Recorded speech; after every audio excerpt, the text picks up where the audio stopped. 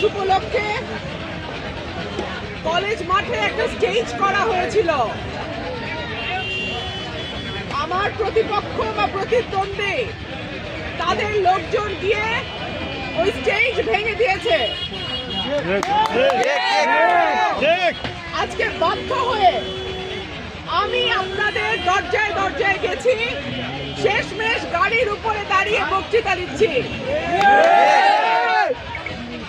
আপনারা আগামী 12 তারিখ এই অন্যায়ের সমুচিত জবাব দেবেন। আমি চিত্রা নদীর উপরে যে রাস্তাটা সেইটার ডিও লেটার আমি যখন সংসদ সদস্য ছিলাম তখন দেয়া হয়েছে। এটা নিয়ে দেন দরবারও হচ্ছে। ইনশাল্লাহ যদি আপনাদের ভোটে আল্লাহ আমাকে আরেকবার সংসদ সদস্য নির্বাচিত করে, রাস্তাঘাট সহ ব্রিজ কালভার্ট যা আছে আমি এই দুটো উপজেলার একটা নতুন রূপ দেব ইনশাআল্লাহ।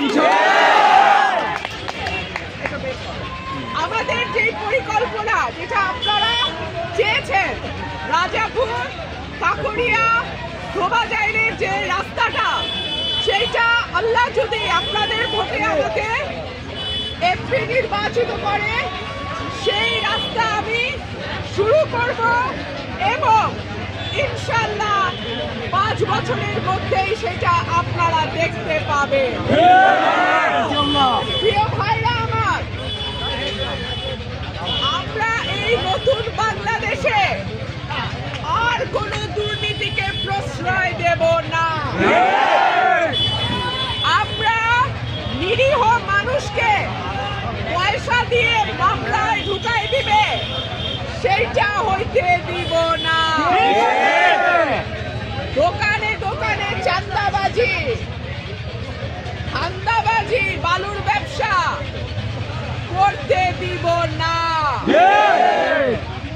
ইনশাআল্লাহ আগামীর সরাই লাশুগঞ্জে আমি আপনাদের ভোটে যদি এমপি হতে পারি, সরাই লাশুগঞ্জকে একটা নতুন চেহারা দেব। আপনারা দোয়া করবেন।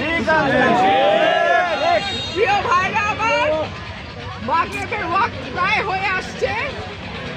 আমি যাওয়ার পথে চুলটা পাচ্ছিগুলো হয়তো থামবো। আপনারা আমার সঙ্গে আছেন তো? আপনারা আমার পাশে থাকবেন তো? আপনাদের দোয়া আমার সঙ্গে আছে তো? ইনশাআল্লাহ দেখা হবে বিজয়ে।